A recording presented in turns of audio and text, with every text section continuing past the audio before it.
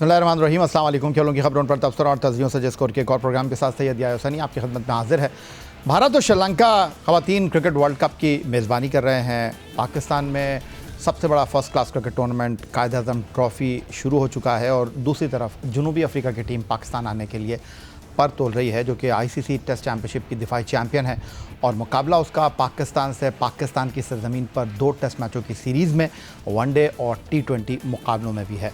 पाकिस्तान की टीम शान मसूद की क़यादत में और अज़हर महमूद की कोचिंग में यहाँ तैयारियों में मसरूफ़ है और पाकिस्तान टीम के 18 रुकनी स्क्वाड को 16 अरकान पर कर दिया गया है। आज सोचा कि कुछ लाइट मूड में गुफ्तगू करते हैं और सीधा लेकर चलेंगे आपको इस्लामाबाद, जहाँ वीडियो लिंक पर हमारे साथ मौजूद हैं। बड़ा वसी तजुर्बा है, खुलकर गुफ्तगू करते हैं और पाकिस्तान क्रिकेट बोर्ड पर बड़ी गहरी निगाह है। कौमी क्रिकेट टीम के साबिक कप्तान, पाकिस्तान के टेस्ट विकेट कीपर राशिद लतीफ़ साहब, खुश आमदीद कहूँगा आपको।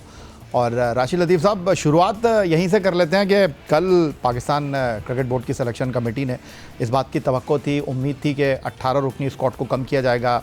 मेरा ख्याल था कि 15 करेंगे, लेकिन 2 खिलाड़ी कम कर दिए गए हैं। लेकिन उन 2 खिलाड़ियों पर आगे चलकर बात करते हैं। लेकिन जो सवालात उठ रहे हैं, जो तनकीद हो रही है, वो बात हो रही है 38 साल के आसिफ आफरीदी के ऊपर। वाज़े तौर पर जो सोच दिखाई दे रही है कि आसिफ आफरीदी, जिनके फ़र्स्ट क्लास क्रिकेट में 198 आउट हैं, 23 साल की उम्र में इन्होंने फ़र्स्ट क्लास डेब्यू किया, इस वक्त 38 बरस के हैं। 2009 में इन्होंने फ़र्स्ट क्लास डेब्यू किया था। अब ये आसिफ आफरीदी का कसूर नहीं है कि इतनी देर के बाद किस्मत उनके ऊपर मेहरबान हुई है, लेकिन अभी ये भी तय नहीं है कि वो प्लेइंग 11 में होंगे या नहीं होंगे। लेकिन कुछ खैर ख्वाह हैं, कुछ तनकीद करने वाले हैं जो आसिफ आफरीदी को लेकर जो हैं तनकीद कर रहे हैं। आप भी एक साबिक कप्तान हैं, फॉर्मर क्रिकेटर हैं, फ़र्स्ट क्लास क्रिकेट को इज़्ज़त देने की बात करते हैं। अगर 198 फ़र्स्ट क्लास विकेट लेने वाले को आप भले से 38 साल की उम्र में स्क्वाड में रखें, तो ये इज़्ज़त अफ़ज़ाई है, हौसला अफ़ज़ाई है, या उम्र को एक उज़्र बना लेना चाहिए? नहीं, उम्र को कभी भी नहीं बनाना चाहिए। अगर आपकी भी कारकर्दगी साल साल अच्छी रही है, T20 हो, एक रोज़ा हो, लिस्ट ए हो या फर्स्ट क्लास हो। अब इनकी बदकिस्मती ये रही कि ना ये फाटा में थे। उस ज़माने में फर्स्ट क्लास नहीं खेला करती थी फाटा, कभी कभार खेल लिए। तो 2007-8 का इनका डेब्यू होगा फर्स्ट क्लास का, कभी पेशावर से खेल लिया। मुझे याद है कराची में कोरंगी में टूर्नामेंट कराया था चैम्पियन लीग के नाम से, वहाँ से फाटा की टीम आई थी। तो ये मैन ऑफ द टूर्नामेंट हुए थे। 2010 की मैं बात कर रहा हूँ, 11 की, आज से 15 साल पहले। और वो अच्छा प्लेयर लगा था ये, और अभी भी ये अच्छी बॉलिंग करता है, एक्सपीरियंस ज़्यादा है। नोमान को हमने ज़ाया किया। नोमान अली जो आज हमारा आईसीसी की रैंकिंग में है, वो भी बहुत डिले खेले, देर से खेले। वो जितना देर से स्पिनर आता है उतना अच्छा मंच जाता है। यासिर खान को यासिर को देखते हैं, यासिर शाह को देखते हैं, वो भी 27 साल की उम्र में आए थे। जगह नहीं बन रही थी उनकी, क्योंकि सईद अजमल खेल रहे थे, अब्दुल रहमान खेल रहे थे, लेकिन मतलब ऐसा इलीगल बॉलिंग एक्शन का आ गया, हमें बॉलर चाहिए थे। तो वो 27-28 साल की उम्र में है, उनके 300 विकेट थे उस वक्त, इनके भी 200 तकरीबन विकेट हैं। और डाउट नहीं है इनकी परफॉर्मेंस का, इनकी बॉलिंग का। बहुत ही तजर्बाकार बॉलर हैं ये। अब इनको मेरे ख्याल से ठीक सिलेक्ट किया, लेकिन हमें और बनाने चाहिए। दूसरा मरहला होता है कि आपने क्या अंडर 19 से या कुछ बॉलर बनाए, जो कि मेहरान मुमताज़ चल रहे थे, असगर चल रहे थे, अच्छे बॉलर हैं हमारे पास, उस्मान अली चल रहे थे मुल्तान से। तो हम बना नहीं पाए शायद, या मौके इतना नहीं दिए।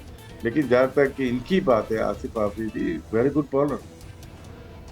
अच्छा, मैं कहता हूँ तनकीद करना चाहिए, सवाल उठाना चाहिए, लेकिन तनकीद बराए इस्लाह होनी चाहिए, तनकीद बराए तनकीद नहीं होनी चाहिए। कुछ खैर खा ये भी बात कर रहे हैं कि कोई लीग खेल रहे थे ये कुछ अरसे पहले, और इन पर पाबंदी भी लगी थी, पाबंदी का टाइम भी पूरा नहीं किया गया था, और फिर ये PSL भी खेले हैं, मुल्तान सुल्तान के लिए खेले हैं, लाहौर कलंदर के लिए खेले हैं।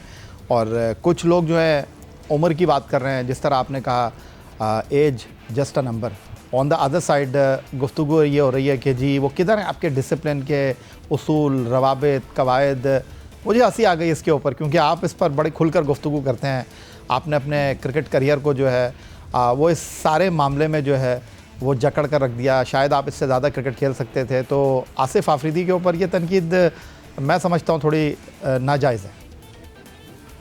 देखिए, या तो आप मुस्तकिल पाबंदी लगाएं ना, जिस तरह से होती है। लेकिन जब आप 5 साल की पाबंदी जिस पर लगाते हैं, और फिर उसको खेलने की इजाज़त दे रहे हैं, कलर, नेशनल कलर, और फिर आप दूसरों को रोकना चाहें, वो ज्यादती होगी। अगर आपने एक गेट खोल दिया है, एक लॉ बना दिया है, एक रेफरेंस बना दिया है कि 5 साल के बाद, 6 साल के बाद आप आ सकते हैं, तो फिर मैं कर नहीं सकता कि आसिफ आफरीदी के लिए अलग रूल बना दूं कि वो नहीं खेल सकते। मैं तो ये मानता हूँ कि जो मैच फिक्सिंग में पकड़ा गया या जिसने मुल्क का नाम बदनाम किया, उसके ऊपर लाइफ बैन होना चाहिए इंटरनेशनल क्रिकेट का। हाँ, डोमेस्टिक अपना खेले, वो खेल सकता है क्योंकि पैसे उसको कमाने होते हैं। जहाँ तक आसिफ की बात है, उनको 1 साल के बाद छोड़ दिया था। आ, दौरा मैच रहा है। मैं उमर अमीन की बात करूंगा, कल रात भी शो कर रहा था, उसकी बड़ी परफॉर्मेंसेज रही एक जमाने में। अब उसने बताया था असल माने में 2017 में जो हुआ था, खालिद लतीफ थे या शाजिद और साथ में शर्जील थे, नासिर जमशेद का इंडिकेट तो उसने किया था। उनके बताने की सजा उनको जिंदगी भर नहीं खिलाएंगे। यहाँ पे इख्तलाफ है कि कोर्ट ने दौरा मैयार है। एक प्लेयर जो परफॉर्मेंस कर रहा है, जो जो बता रहा है, आप जो बता रहा है उसको आप दोबारा सिलेक्ट नहीं कर रहे, जो पकड़ा जा रहा है उसको वापस लेके आ रहे हैं। तो यहाँ पे डिस्पैरिटी नहीं होनी चाहिए। कानून सबके लिए एक होने चाहिए। उमर अमीन का एक किरदार था, एक कैरेक्टर था, जिसको मस्त कर दिया हमारे पाकिस्तान क्रिकेट बोर्ड ने। लेकिन मैं जब जब आपने बोर्ड में रूल्स बना दिए हैं, तो फिर वो चलेंगे। एक दफा आपने रेफरेंस बना दिया है ना, अब वो पकड़ा जाएगा और भी पकड़े जाएंगे, आगे दोबारा भी खेलेंगे। तो ये मैं प्लेयर्स को ब्लेम नहीं करूंगा, हमारे कर्ता धर्ता है उनको ब्लेम करूंगा जो लॉज बनाए। करता धरता भी तो एक नहीं रहते ना, कोई आता है वो अपने रूल बनाता है, कोई आता है वो दूसरे के रूल को खत्म कर देता है। इसलिए मैंने आपको ऑन बोर्ड ले लिया। ये भाई, लाने वाले तो वही है ना, लाने वाले तो वही होते हैं। ये आते जाते रहेंगे, आप और हम तो 20 सालों आप और हम तो बात करते रहेंगे और हमारे काम बात करना ही है। इसलिए मैंने आसिफ आफरीदी के मामले पर आपको ऑन बोर्ड लेकर मैंने कहा कि थोड़ा इस पर आपकी राय ले लूं। अच्छा, ये जो 2 खिलाड़ियों को टीम में नहीं रखा, फैसल अकरम और उनके साथ आमिर जमाल, तारीफ हो रही थी कि जी हनीफ मोहम्मद ट्रॉफ़ी में बड़ी उम्दा कारकर्दगी का मुजाहरा किया, आमिर जमाल ने उनको सेंट्रल कॉन्ट्रैक्ट में नहीं रखा गया, उनके डिसिप्लिन के मसाइल थे। और एक बात तो राशिद लतीफ़ साहब बहुत समझने की है, जिस तरह सोशल मीडिया ने बहुत ज़्यादा आज़ादी दे दी है, मुझे कहीं लगता है कि हमारे खिलाड़ियों को भी इस चीज़ को आप अंडरस्टैंड करना है, क्रिकेट खेल लें या फिर बाकी चीज़ों में आगे चले जाएं। सबसे पहले क्रिकेट है। और आमिर जमाल और फैसल अकरम दोनों को टीम में नहीं रखा, कहा जाइए डोमेस्टिक क्रिकेट खेलिए। आपका इस पर क्या टेक है? देखें, एक ही यंग प्लेयर था जो कि 2023 का डेब्यू था फर्स्ट क्लास का, फैसल अकरम, उनको होना चाहिए था।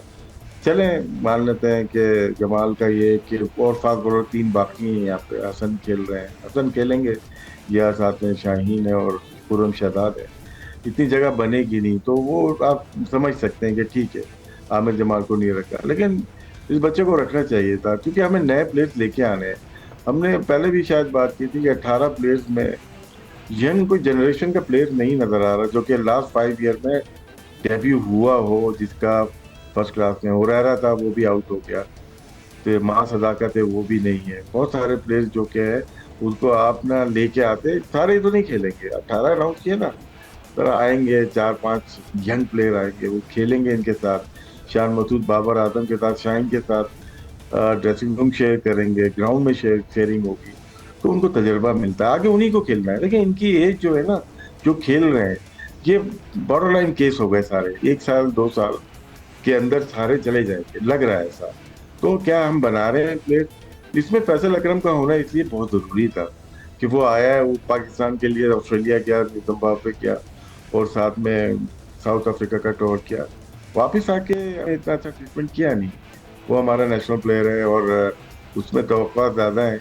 वो फर्स्ट क्लास भी खेलता है, अभी ग्रेड 2 में भी आउट किए उसमें, तो उसको होना चाहिए था मेरे ख्याल। राशिद लतीफ़ साहब पाकिस्तान के फॉर्मर टेस्ट विकेट कीपर, साबिक टेस्ट कैप्टन, वीडियो लिंक पर हमारे साथ मौजूद हैं।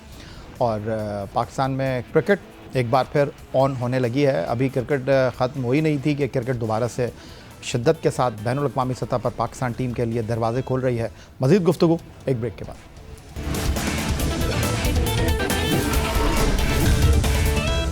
पाकिस्तान के साबिक टेस्ट कैप्टन राशिद लतीफ़ वीडियो लिंक पर इस्लामाबाद से हमारे साथ मौजूद हैं। और जनूबी अफ्रीका की टीम प्रिटोरिया में पाकिस्तान आने से पहले प्रैक्टिस सेशन में मसरूफ़ है और कौमी क्रिकेट टीम का कैंप लाहौर में है। बारिश से मुतासर हुआ है, इंडोर प्रैक्टिस करने पर टीम के खिलाड़ी मजबूर हैं। लेकिन दूसरी तरफ पाकिस्तान क्रिकेट बोर्ड ने एशिया कप क्रिकेट टूर्नामेंट में भारत के हाथों 3 मुसलसल नाकामियों के बाद न सिर्फ कौमी खिलाड़ियों के गैर मुल्की लीग में NOC को होल्ड किया, बल्कि खिलाड़ियों को कहा कि आप फ़र्स्ट क्लास क्रिकेट में जाकर अपने तजुर्बे और अपनी अहलियत सलाहियत को जो है वो हासिल कीजिए। दूसरी जानिब ये पहला मौका नहीं है कि पाकिस्तान के खिलाड़ियों को कहा गया है कि वो फ़र्स्ट क्लास क्रिकेट में जाकर खेलें, और एक ऐसे मौके पर जब टेस्ट मैच 12 अक्टूबर से शुरू हो रहा है, एक दिन पहले पहला राउंड खेलकर पाकिस्तान टीम के सरकर्दा खिलाड़ी जो हैं वो एक बार फिर पाकिस्तान टीम में शामिल होंगे। एक अच्छी रिवायत है और फ़र्स्ट क्लास क्रिकेट को इज़्ज़त देनी चाहिए। लेकिन राशिद लतीफ़ साहब, क्या ये आपको लगता है कि वक्ती फ़ैसला है, या आपको लगता है कि ये तरजीही बुनियादों पर मुस्तक़बिल में भी आप अपनाएंगे, या फ़िलहाल दबाव के बाद आप ऐसा करने पर मजबूर हुए हैं? आजकल देखने को मिलता है कि फर्स्ट क्लास खेलने जाओ। मैं पुरानी बात अगर करता हूँ तो हमें बोलने की ज़रूरत नहीं होती थी कि फर्स्ट क्लास खेलने जाओ। 1994 में ऑस्ट्रेलिया कप का फाइनल खेला, उसके रात में फ़्लाइट ली कराची से फ़्लाइट ली, सेम नाइट कोच रावलपिंडी। मेरा बैग पिशावर हाउस बिल्डिंग से था नेक्स्ट डे, तो सुबह फजर पे पहुंच गए थे। एक दिन का मैच हुआ, 3 दिन बारिश हो गई, तो बुलाया नहीं जाता, आपको जाया जाता है, आपको रीच करना होता है। एक और मौका देता हूँ, क्योंकि मैं बासित और अथर लेके आए थे 95 में शायद इंडिया से खेल के, यहाँ से दुबई से कराची आया, कराची और फाइनल खेला Gaddafi stadium Lahore, gold flag का भी, कादम ट्रॉफी का भी, तो खेला जाता था। अब मैं सुनता हूँ कि जा रहे खेलते हैं, थोड़ा स्केड्यूल ना ट्रॉफी देर कर दी इन्होंने। अगर ये था ना कि 12 को मैच है और 6 को फर्स्ट क्लास मैच है, तो एक हफ्ते पहले आ जाते हैं आप मैच खेलने। वहां पे आपने 28 को मैच खत्म किया है, 2-3 दिन का गैप, उसके बाद आपकी फर्स्ट क्लास शुरू हो जाती। कम से कम 2 मैचेस तो मिल जाते हैं इनको। गलती दोनों तरफ से, बोर्ड के अंडर कॉन्ट्रैक्टेड प्लेयर हैं, इनको बोला थोड़ी जाएगा, ये तो खुद ही जाएंगे खेलने के लिए।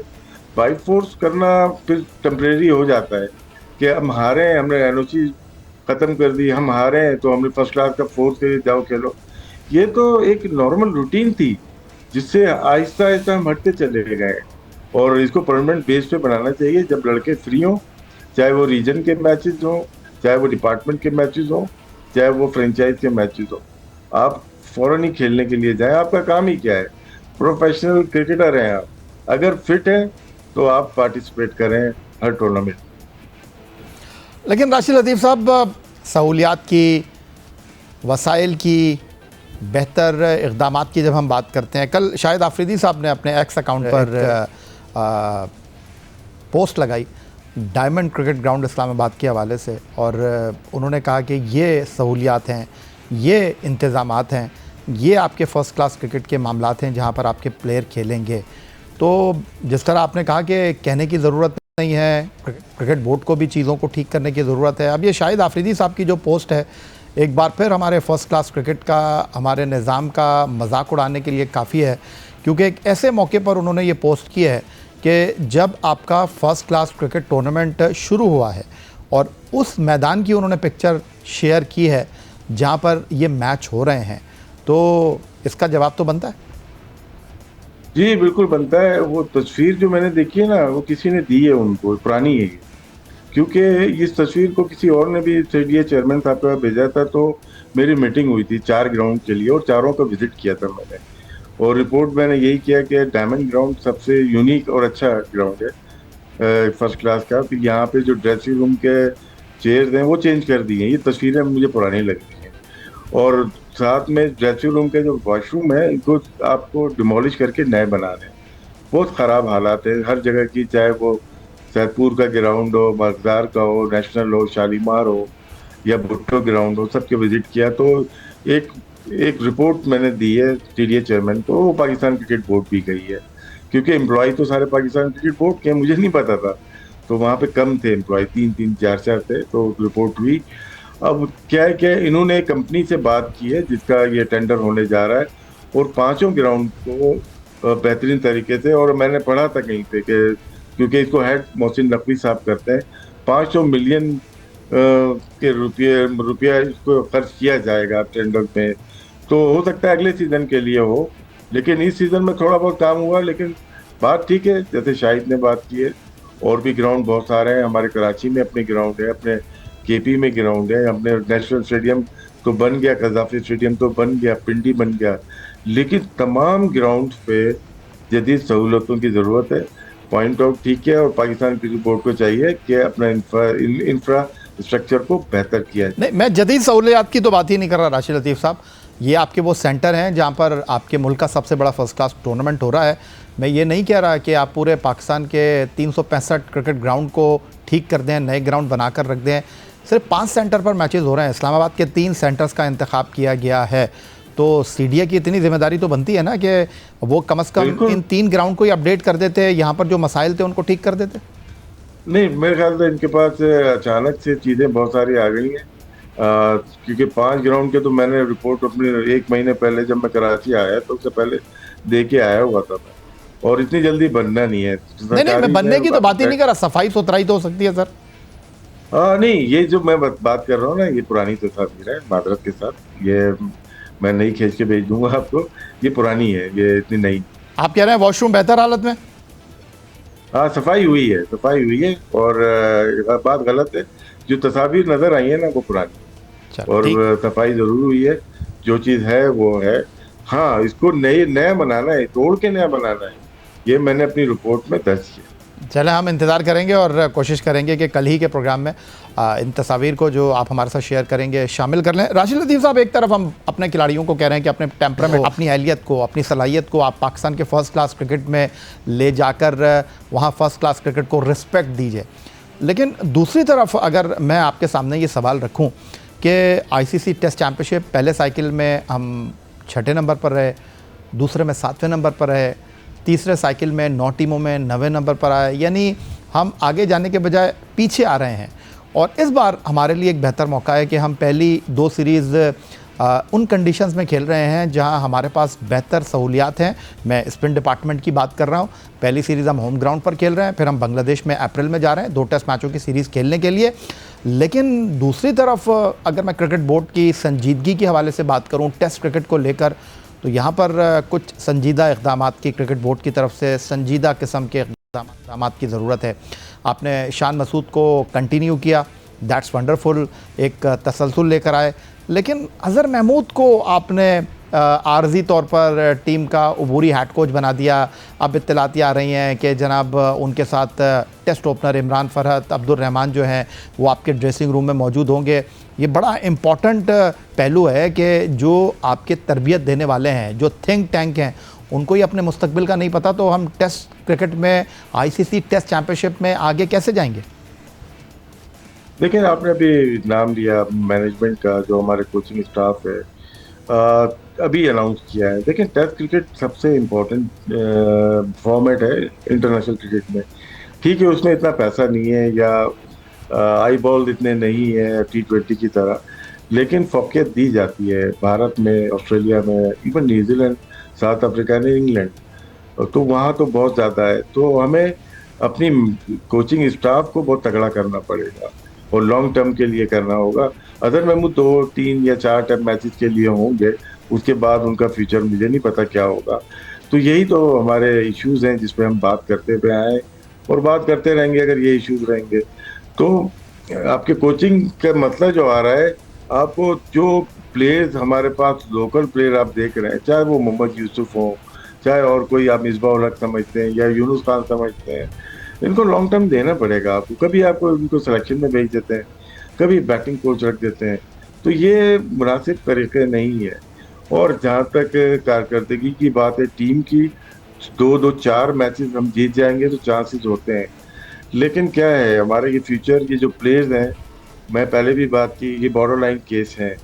चाहे वो शान मसूद हो, चाहे रिजवान हो, चाहे बाबर हो, चाहे हसन अली हो। शाहीन थोड़े यंग है, अभी खेल सकते हैं। बहुत सारे प्लेयर्स जो बॉर्डर लाइन केस हैं, नोमान को भी देख लें, कितना खेलेंगे ये? फिटनेस लेवल है तो खेलेंगे। तो हमें, यही मैं बात कर रहा हूँ कि यंग प्लेयर्स को लेके आना चाहिए। सलमान अली आगा भी, ये बहुत क्रिकेट खेल रहे हैं, इसमें तो मोस्टली प्लेयर तीनों फॉर्मेट खेलते हुए आए, और हमें चाहिए कि टेस्ट क्रिकेट में यंग ब्लड लेके आए, खिलाएं नहीं भले, तक साथ रखना शुरू कर दें, बहुत सारे प्लेयर्स हैं, आप बेहतर जानते हैं कितने प्लेयर्स हैं जो कि लास्ट ईयर या उससे पहले अच्छी कारकर्दगी दिखाई हुई है। उनको साथ लेके टेस्ट दिखाएं उनको कि टेस्ट में मैच कैसा होता है। सिर्फ हाईलाइट या आईपीएल या पीएसएल देख के प्लेयर मत बनो।